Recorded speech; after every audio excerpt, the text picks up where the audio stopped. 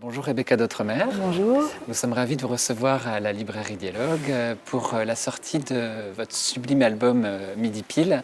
Mais avant de parler de cet objet magnifique, j'avais envie qu'on revienne sur Jacominus, Oui. puisque sorti l'année dernière, les deux sont intimement liés.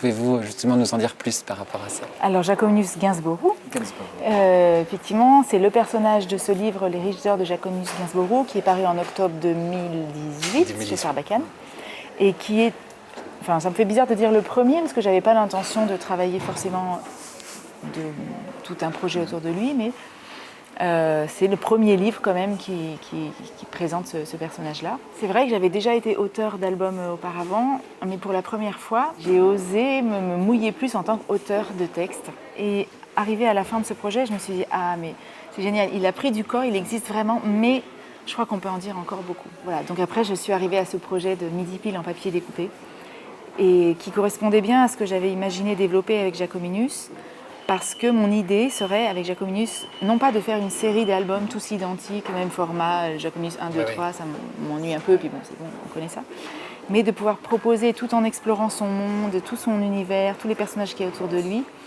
de pouvoir proposer sous des formes différentes un petit bout de vie, ou un regard sur ou un moment, ou des longs moments, avec des principes narratifs différents. Justement, en fait, dans Midi Pile, on sent dès le départ qu'on a rendez-vous, un super rendez-vous.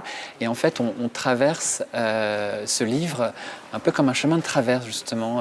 On est page après page, on découvre différents décors.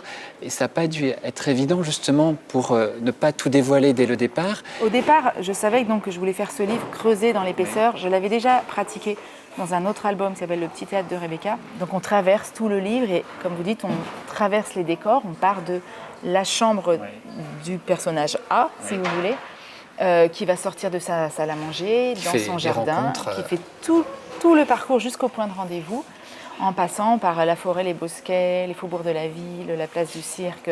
Et le jeu, comme vous dites, c'est d'arriver à cacher les éléments les uns derrière les autres pour qu'ils se dévoilent au bon moment et qu'on n'ait pas un bateau au milieu du jardin ou un arbre au milieu de la chambre.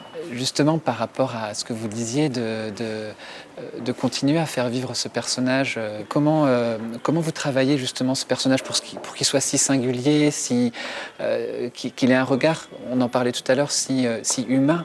Je voulais faire un personnage qui soit quand même à la base super mignon, qui soit doux. Et je suis contente parce que maintenant, quand les gens, ou même les petits, voient le livre, ils posent la main sur la couverture et font « Oh, ils vont caresser le livre, oh, il est mignon !» Donc je voulais ça.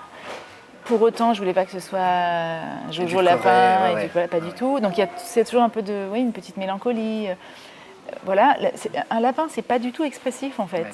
Je voulais pas du tout humaniser son visage en lui faisant faire des grands sourires. Il sourit jamais, mais il pleure pas non plus. Donc j'ai les yeux. Et voilà, c'est plus la position de son corps. Et puis les objets autour de lui qui vont parler, le fait qu'il ait un petit gilet tricoté un peu ringard, faut bien le dire. C'est ces petits détails-là, je pense, qui vont le caractériser, qui font pas de lui une grande vedette, voilà, avec son petit gilet en tricot. Bon, on voit bien que c'est pas le roi du bal, quoi. Mais en même temps, il a des pensées. Enfin, je voudrais lui donner. C'est un philosophe, il est contemplatif. Et il a une vue élevée, je voudrais lui donner ça en tout cas, une vue élevée sur le monde et un regard sur les autres que je voudrais aussi peut-être généreux. Enfin. Mais à dire vrai, je suis en train de le développer, je ne sais pas tout de mon personnage encore.